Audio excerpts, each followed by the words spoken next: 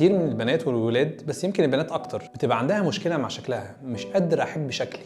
تقول انا ما بقتش احب اقف قدام المرايه، انا ما بحبش احضر الافراح والايفنتس المختلفه لان مش حابه شكلي. وفعلا عندي مشكله حقيقيه مع شكلي. والحقيقه اني عايز اقول لك تسالي نفسك 3 اسئله و3 حاجات تعمليها.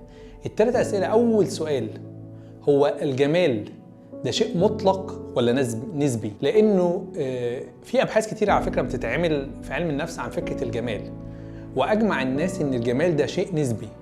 فتلاقي حد شايف واحده جميله جدا جدا جدا، وحد تاني نفس البنت ولا كانها جميله بالنسبه له.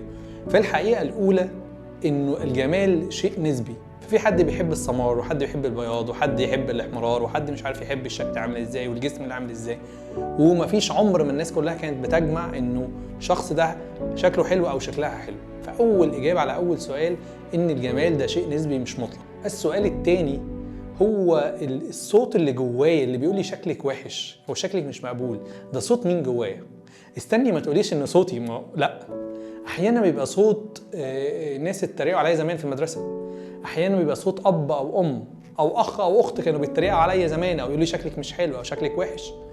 واحيانا بتبقى اصوات حد كنت معاه في علاقه ماضيه. فلا، اصبر قبل ما تقولي ان ده صوتي، لا، مين اللي بيقول الكلام ده جواكي؟ السؤال الثالث هو انه دي فاكت ولا برسبكتيف؟ يعني ايه؟ يعني ده واقع ولا راي؟ لان انت ممكن تقولي انا شكلي وحش، او واحد يقول انا شكلي وحش عشان انا مناخيري كبيره. حلو، الفاكت ان مناخيرك كبيره، بس مين قال ان اللي مناخيره كبيره ده شكله وحش؟ او ان هو مش عارف شعره عامل ازاي؟ مين اللي قال ان اللي شعره عامل كده يبقى شكله وحش؟ فده هنا ده راي. الفاكت ممكن تكون مناخيرك كبيره ودانك مش عارف عامله ازاي، ايا كان. ولكن الحقيقه انه الراي هو اللي بيقول كده، ودي مش فاكت. يعني مش معنى ان انا شكلي مناخيري كذا يبقى انا شكلي وحش. دي ال3 اسئله اللي بتتحدى بيهم دماغك في الاول. طب ايه ال3 افعال اللي اعملهم؟ في حاجه اسمها سايكولوجي اوف سمايل، الابتسامه. قالوا ان اكتر من 50% من الجمال في الابتسام. فممكن واحده تكون جميله جدا ولكن مكشره طول الوقت، الناس كلها تشوفها مش حلوه.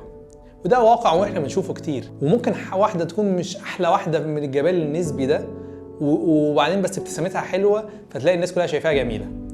الحاجه الثانيه، اشوف ايه الحاجه اللي مخلياني مش شايف نفسي مش حلوه او شكله مش حابه شكلي ده. قد تكون وزن، طب ما دي حاجات تقدر تتظبط. عايزه اخس شويه، عايزه اتخن شويه، مش عارف عندي سنه مكسوره، مش عارف. في حاجات بسيطه ممكن تتظبط تخليني احب شكلي. فانا لو في حاجه بايديا اعملها.